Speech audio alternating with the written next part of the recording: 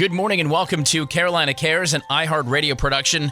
Hailing from our flagship family of stations, WVOC in Columbia, South Carolina. My name is Tyler Ryan. Thank you so much for joining us here on the show this morning. And 'tis the season, as they say. And of course, if the Christmas decorations, which have been up, it feels like since July, and the temps below freezing in the morning wasn't enough to verify that the holidays are fast approaching, there is that sound of the ringing bell outside just about every store you can think of. That bell ringing. I love that. For over 150 years, the Salvation Army has been doing just that for many people, serving as a salvation, a glimmer of hope. You may or may not know this, but the little Red Kettle campaign that we all are so used to, the bell ringers who brave, like mailmen brave the cold and the rain to collect $1, 50 cents, $5, $10, that's only one small program of the Salvation Army, just one small thing that they do. Joining me this morning, the major of the Salvation Army here in the Midlands, Henry Morris, and Lisa Huffman as well from the Salvation Army. Good morning to you both. Good morning. Thank you for having us. Good morning. Absolutely. Absolutely. So, just off the air, that was the big question I had, was making sure that those Red Kettle bell ringers are still there. And I hate to say in these times, but you're saying absolutely. Absolutely. Yes, sir. It's just a little different this year. Mm-hmm. We all of our bell ringers are wearing a mask. Right. They're wearing gloves. We're sanitizing our buckets every single day. Mm-hmm. So we even when we take people out, we're making sure that our buses are sanitized and disinfected. So we just added some things to it to make sure that our people are safe and the people that are serving us, donors and those type of people, sure, are being safe as well. And I love, every year we talk, Major, and every year I like to bring this up. You've got the bell ringers at every Walmart I can think of, every place, and they're all volunteers. They're out there in the freezing cold. they're first of all, kudos to you. If you're a volunteer for the Salvation Army, thank you. My goodness, that's right. That's a job in itself. Absolutely. But yes, it is. What I love is I know that this is one of the major fund drives for the Salvation Army annually. And, in the course of 4 to 6 weeks, you all make a boatload of money. But the cool thing that I always love to hear you talk about are the denominations that make up this amount of money. It's not somebody stroking great big fat checks, right? It's the dollars and the $5. Absolutely. We always say that every little bit helps. People think that, I have to have these big bills. No. Every little cent, from the quarters to the nickels to the dimes, all the way up to the dollars, all those add up. And so every little bit that people give, know that they are helping to help us do the most good to serve our community. And what do you guys normally, obviously, and in the fundraising business, the fundraising game, you've got to set budgets for campaigns that you hope to get to. And obviously, you've been doing this a minute or two, as the kids say. What normally are you able to raise through the generosity of folks in the Midlands during the holiday season? Well, we're hoping this year our aim is to raise $300,000 through our Kettle campaign. Wow! And that is our goal, $300,000. I believe we're going to get it. Mm-hmm. We've been blessed so far, thus far, that we're halfway through that mark. We're halfway through that, and people are giving like never before. I mean, we just give kudos to everybody that are out there that are walking past the kettles and are giving from their heart, because they understand that this pandemic that you and I are in, we're not in this by ourselves. We're all in this together, so therefore we have to help each other. Right. So there are some people who need the help and who are just struggling right now because of the COVID, may have lost jobs and those type of things. So this bell ringing campaign that we're doing is allowing us to help them as well. So with the $300,000, folks listening, I just want to make sure that resonates, whether it's in the Midlands or over on the coast or Charleston, the upstate, wherever you are, wherever you find that bell ringer, those nickels and dimes somehow add up to $300,000. That every year, that just makes me feel good. I love that there's so many people that are willing to give $1. And that's all it is. And I know there's substantial donors. I mean, and I get that there are people who can and do often give very generously, but just the thought of that it's raised by the masses, the mass generosity of that dollar. Because like you said, man, I mean, there are people out of work, there are people on hard times, and $1 may be a lot more than it was last year to them. Last year, a buck may have been a buck. This year, it may be a little more substantial.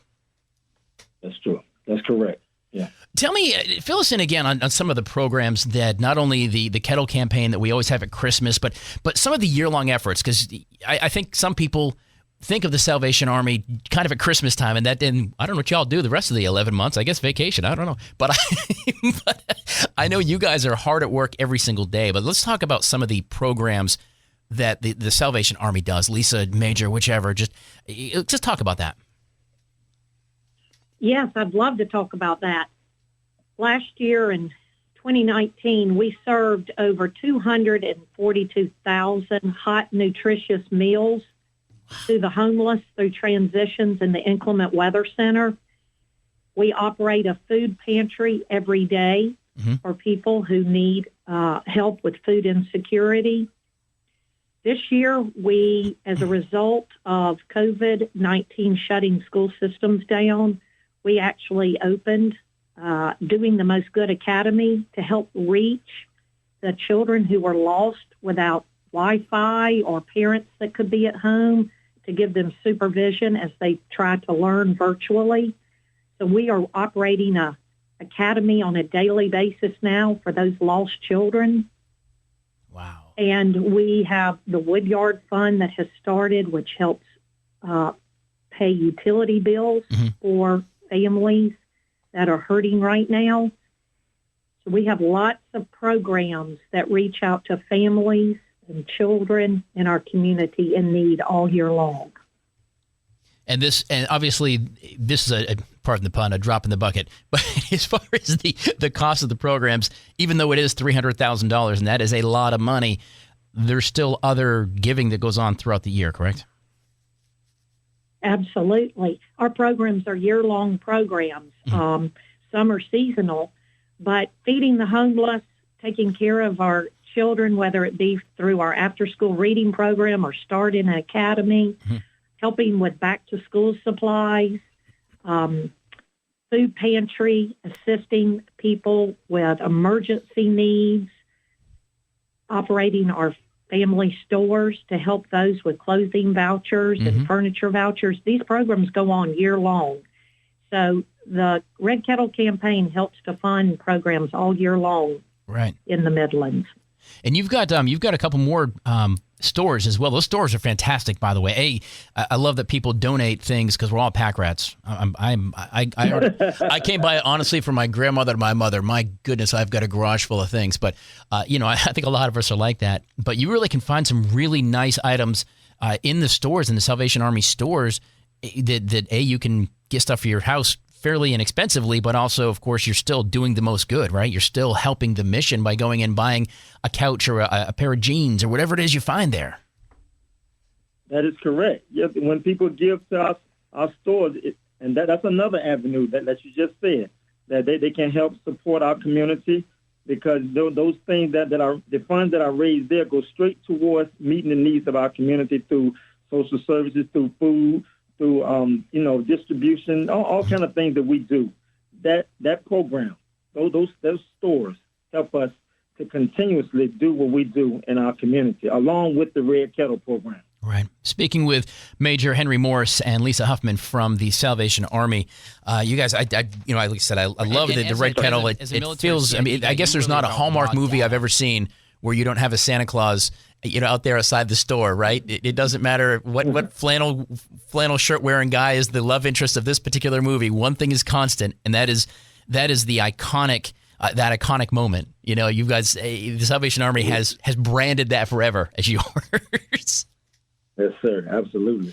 One of the other cool programs that's going on right now is the Angel Tree program. And I know that's it's been going on a little bit, but real briefly, let's talk about what that is. And I know starting on the 14th to the 17th is really the drive-through, but real quick, let's talk about the Angel Tree. Angel Tree program is our Christmas assistance program that's been in place for many, many, many years. And William Booth started it back in 1865, where he said children should not go without on Christmas morning. So we operate from that mission, and we're doing it today in the Midlands. We will be helping over 2,600 children have a very bright and joyful Christmas morning right here in the Midlands through the Angel Tree Program. Now, that Angel Tree Program, that's not just the Midlands either, right? There's different Salvation Armies all around the state and beyond that are all doing the same mission. Is that correct? That's correct. Yes. That is all across excellent. the nation. Mm-hmm. I love that. So, and I know Carolina Cares is a statewide show, so I want to make sure that folks, you understand wherever you are this morning listening to the show, there's an Angel Tree Program right in your backyard, so you can become a part of this and help give to this mission. And I love the fact that these missions you've been carrying out for over 100 years. It's not like something new that hey, we need to do this. It seems like just this tradition that has just shown that sometimes it works, right?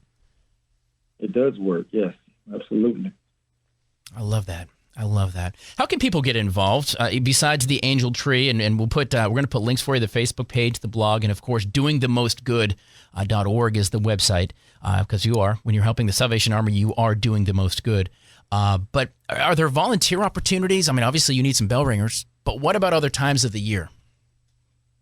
Yes, always volunteer opportunities. We call our volunteers the Army behind the Army. Mm-hmm. We need our volunteers to help sustain our programs and get the broad reach that we need. So volunteers are welcome, mm-hmm. and we certainly appreciate volunteer help. Doingthemostgood.org is the website to help sign up, mm-hmm. or you can call me as the Volunteer Services Director, and I will be happy to plug you in any area that you're interested in. And right now, we need volunteers at the Christmas warehouse. So not too late to sign up for the Christmas warehouse and help us help these families at Christmas. You know, and I think that always bears importance to talk about as well, because as we talked earlier, maybe there's some families who normally do give financially, and this year that isn't their year, but maybe you have time. And I bet a lot of times that volunteer hour or 5 or 10 hours is as good as gold when it comes to somebody helping the mission, right? That is so true. It's funny you said that, because I had a lady that come to me the other day who was having hard times, and she really wanted to help. Mm-hmm. And so she came and she said, I can give you my time. I have some time. Can you use it? And so we put her to work here doing things and kept helping us put things together. So, yes, people can give up their time, even if they don't have the resources, the financial resources. Right. I love that. Major Henry Morris. I renamed you, Major, that's all. It's like a field grade promotion. I'll start calling you General from now on. How about that? And, of course, Lisa Huffman joining us this morning from the Salvation Army, the Red Kettle campaign in full swing. It's across the country and beyond. It's definitely in your backyard. Doingthemostgood.org. Doingthemostgood.org is the website to learn about the entire mission of the Salvation Army. So much more than just ringing some bells. This is a big organization, does a lot of good for a lot of people. Folks, I really appreciate your commitment. Major, please tell your wife I said hello. And but your commitment to doing, it's what it's in the name, doing the most good. Guys, thank you so much. Absolutely. I asked what kind of family she wanted. She said, a family like yours. Learn more about adopting a teen at adoptuskids.org. You can't imagine the reward. Brought to you by the U.S. Department of Health and Human Services, Adopt U.S. Kids, and the Ad Council. Welcome back to Carolina Cares. For over half a century, the Columbia City Ballet Company has provided incredible shows, told amazing stories, setting the bar not only in the capital city, but traveling all around the Palmetto State and beyond, bringing education, entertainment, and a certain je ne sais quoi that only the amazingly talented men and women who make up the company can bring. Performers, athletes really, working season after season to recreate time-honored traditional shows like Dracula and, of course, the Nutcracker. The Columbia City Ballet continues to be relevant and grow not only in audiences and fans, but the passion for the art itself. Now, guys, I don't know if you've seen the Columbia City Ballet, whether in the Midlands or beyond, always amazing shows. And the thing is that year after year, these shows inspire people of all ages.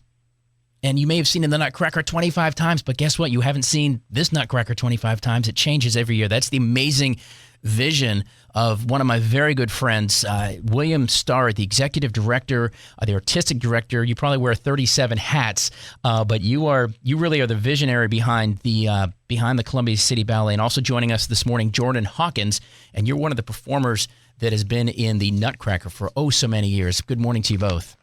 Good morning, Tyler. Good morning. Great to hear your voice, and we're so excited. Can't believe it's the most wonderful time of the year. Nutcracker time. I love it. I love it. You know, William, it always impresses me or never ceases to amaze me. Probably both are true. That year after year, you can take performances like the Nutcracker, like Dracula. And I know that you do a lot more, more shows, but those really are big shows that everybody knows and everybody sets their calendars for. But every single year, you find a unique way to push yourself, your artists like Jordan, and you guys just kill it every single year. It's incredible. Thank you, Tyler. Well, wait till this year because, we're all facing crazy challenges with this pandemic. Right. I'm calling it, instead of Hanukkah, I'm calling it Pandemica. So I'm trying to make it a celebration somehow. We've got to try to find the silver lining.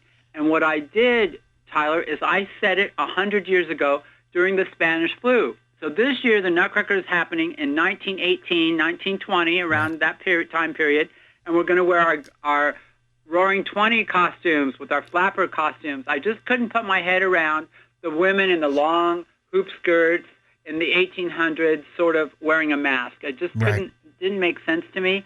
And I saw these old pictures, from the Spanish flu of people wearing masks, and the light bulb hit me, and the light turned on, and I just got the idea to set it in the 1918, and it's really, really colorful.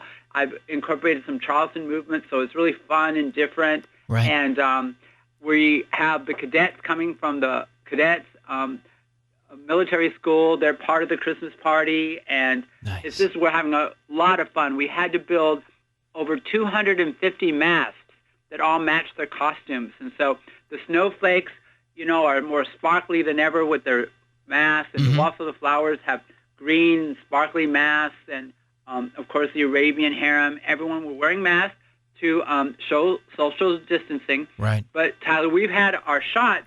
We've had our tests every week, and I'm proud to say that not one single company member so far has tested positive. So every Monday we get tested. And we're going to have tremendous social distancing backstage and at the theater.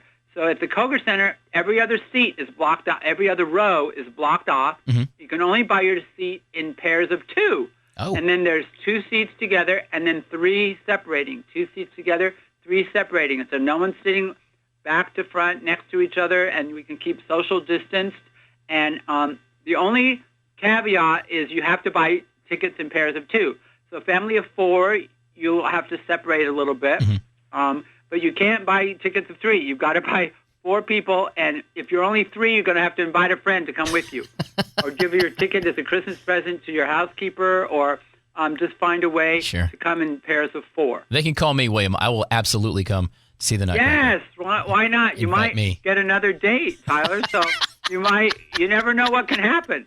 That Christmas holiday special date, you never know. Yes, the generosity, yes, the charity of taking me. And you mentioned it, William. It really is kind of cool how every year you take the show, the story of the Nutcracker or Dracula or whatever, and you just re-envision it. You make it poignant, you make it topical, like this year. But Jordan, you've been in 25 years of the Nutcracker. I mean, that must be kind of cool for you every year to be like, all right, what has the old man done this time, right? It definitely makes me feel a certain age, saying 25 of myself. Right. But it's very cool. Kind of unreal feeling, to be honest. How, Jordan, as a performer, how have you seen the ballet, maybe the company, maybe the performers, the audiences? Have you seen kind of a change? I mean, if you've never trod the board, somebody who hasn't necessarily been on stage, it's different than being on TV. It's different than radio.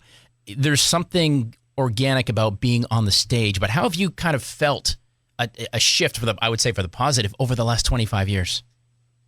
Well, it's kind of come full circle. I started as a cartwheel mouse. That was my first role. I was 5 years old. And I'm the rat queen now, so it's almost like, I've come full circle in some roles. Plus, I help rehearse some of the children in some of the cities. Right. So just kind of remembering when I was a child dancing, and then now being a mentor and getting to teach children, and then being a part of, even just going out and seeing people and they recognize you as your character is just a compliment beyond words. It's amazing that we get to kind of be an escape for people, but it's also an escape for us. We're getting to be these characters and dance these whole new ideas of, life when, kind of in a scary, not, on normal time, and kind of bringing some holiday cheer and normalcy back to as many people as possible. And that's got to... go ahead, William. Go ahead. Jordan has 6 different costume changes. She's 6 different people in the evening. Oh, my gosh. She has a big evening. Talk to us about some of your roles you are, Jordan. So we'll start in the party scene as a maid, and we have a fun new little kind of characterization this year with the maids. The maids are real sexy and they're real flirty. Okay. Very flirty with Drosselmeyer. And they all try to date the Uncle Drosselmeyer, especially because he's rich. Ah, yes. There we go. And so from there, I transition into my rat queen role. So a big jump there. And then I am a snowflake. And then I'll be a Tink, which is kind of a lead flower in our Waltz of the Flowers. And I am one of the Spanish hot chocolate dancers. It's a quartet this year, 4 ladies. And then I am one of the candy canes. Wow. That's a lot of costume changes. That's and a lot. In the Jordan has an extraordinary jump, and she's incredibly bright. So she can memorize the parts really well, and I have her assisting me in some of the other cities. She teaches the children and rehearses them. So she's a mentor, and she really teaches them the standard and what's expected. And she's a great teacher. And teaching, Tyler, helps you perform yourself, because when you're breaking it down and explaining it, it kind of goes in your own brain, and then it helps you with your own dancing. And so it's really important that the dancers are mentors and they're example for the young children coming up. And Jordan is really fantastic at that, and especially since she's had so many experience in so many roles. But the Rat Queen, it's a pivotal part because, the battle against the soldiers and the toy soldiers, she almost slays the Nutcracker Prince. And if Clara doesn't throw her shoe at just the right time, then the Rat Queen would win, and the story would be completely different. Oh, dear. So Jordan has a pivotal part, very important part in the battle.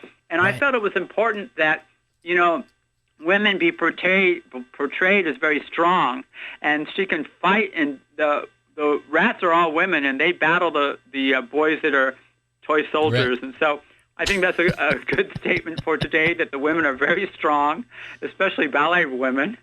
And then she gets the very hot chocolate. Last year was a pas de deux, was a duet for 2, and this year I have 4 strong women, and they come out in incredible costumes and with their fan work from Spain, and so every year is a little bit different. This year the Russian is 2 duets. Last year it was 3 men, and so every year is a little bit different to keep the audience really invested and to keep the dancers fresh and new, and it makes it new and exciting for me. This is a great opportunity for the people to discover the art. A lot of people, I don't know about ballet. I've never seen a ballet. I don't know if I would like a ballet. And so this is an opportunity. A lot of people come to the Nutcracker because maybe their neighbors' children are in it, or it's something fun to do festive at the holidays. And so it's my opportunity to get them to discover the art and discover the music that comes to life and discover the incredible music, and that the artists, they're not little high school girls running around in tutus. These are adult professionals that make this their career, and they come from all over the United States. We're lucky that I have big talent here in South Carolina, but I keep a third of the company African American to represent our community. I keep a third of the company from South Carolina, and the rest of the third is from all over the United States. Fantastic. So it's a high standard, and we really want people to come out and our safe environment and help us get you in the holiday spirit. You know, and I'll tell you this, and I'm well said, and I applaud you for having that keeping that standard. But folks, if you're listening, if you've not gone to the ballet, and William he touched on it, I had never until, well, I guess you and I've known each other a minute now, so I guess it's been a minute, as the kids say, probably more than you and I want to admit to each other. But but you know, I wasn't sure. I was like, the ballet? I mean, there's no what? Every time I go, you forget that there's no lyrics or no words, no dialogue, no lyrics for that matter, but you forget that it is all done through dance, and you leave going, I just saw one heck of a story, and it's incredible. You're right. Your dancers, your performers are top notch, period. Thank you, Tyler. And I work in my mind when I'm setting the ballets, I'm thinking of the husband who is coming to the ballet because he wants to please his daughter or please his wife, or the grandmother really wants to go, and he says, okay, we'll go to the ballet. And he's like, I'll try it just once. I'll come off from the golf. You know, he had a golf trip planned for the afternoon, but he'll come to the ballet. But my goal is to make sure he's like, wow, that's much better than I thought it was going to be. I'm really surprised. I had no idea it was going to be like that. And then he wants to come back. So that is my goal. If you're looking up at the ceiling or looking at your watch or you're watching the game on your phone, then that is not my goal. And so I would challenge. Goal is I create these ballets to make it very understandable, very exciting, and very accessible. Having been to many of the ballets, William, I would challenge anyone to be on their phone or looking at the ceiling. You know, you're talking about you're right, it's not a high school production. You're talking about a full-on musical lights, sometimes pyrotechnics. I mean, you're talking about a full-on theater experience. And I love that because you also travel. You're not just in Columbia. It's the Columbia City Ballet, but you travel throughout the Palmetto State and beyond. That's right. We're this year is a little bit different with COVID, but we're performed already in Sumter, and we're going to Hartsville, and we're in Columbia.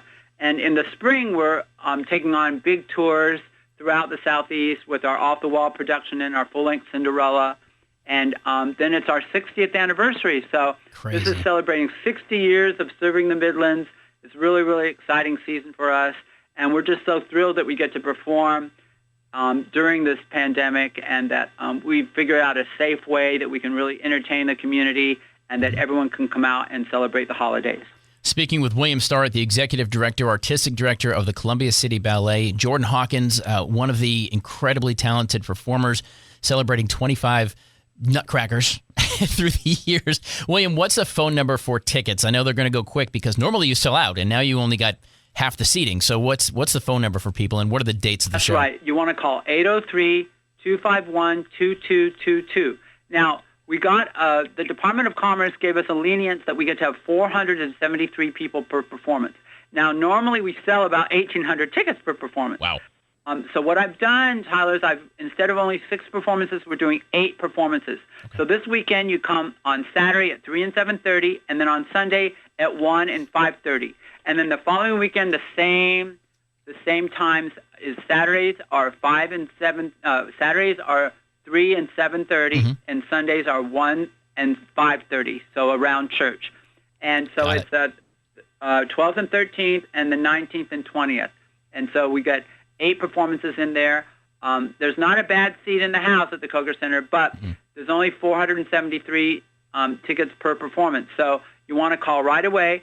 Now, if you want to save some money, Tyler, you call 803-799-7605, and you get a subscription, a Flex Pass, and you save $22 off of regular ticket prices and fees. So anyway, you save $22, and you can make it a gift. So, and those Flex Pass are good for any performances this year, for the Nutcracker, the Off the Wall, the Cinderella, or the Beatles ballet we're doing in April. Can't wait to see. So if you want to find a gift for someone who has everything, how exciting is to put tickets under the Christmas tree to a performance in the spring. If you want to get fantastic tickets to the Nutcracker right away, you call 803-251-2222. There you go. All right, Miss Jordan, Mr. William Starrett, a good friend of mine, the Columbia City Ballet, an amazing opportunity, worth the drive for sure. We'll put details on our Facebook page and drive you to the website as well. Guys, thank you so much for joining us for Carolina Cares and iHeart Media Production. My name is Tyler Ryan, and I will speak with you in 7 days.